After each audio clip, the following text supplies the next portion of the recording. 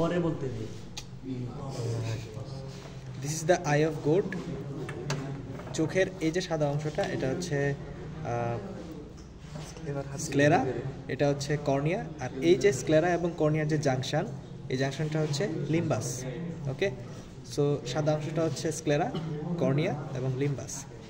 এখন আমরা যদি ভেতরে যাই, চোখের ভেতরের যে এই যে সাদা অংশটা, ভেতরের যে সাদা অংশটা এটাকে বলা হচ্ছে রেটিনা, এবং কালো যে অংশগুলো দেখা যাচ্ছে রেটিনার মাঝে মাঝে এটাকে বলা হচ্ছে কোরোয়েড।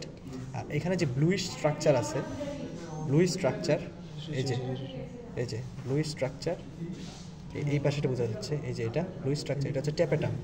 এই কারণে হচ্ছে চোখ জল করে আর কি। হ্যাঁ, কার্নিভোরস এবং হচ্ছে প্রিডেটরের ক্ষেত্রে।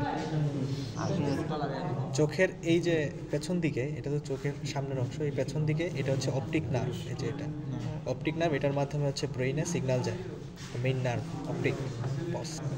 এটা হচ্ছে লেন্স, চোখের লেন্স, এটা মার্বেলের মতো।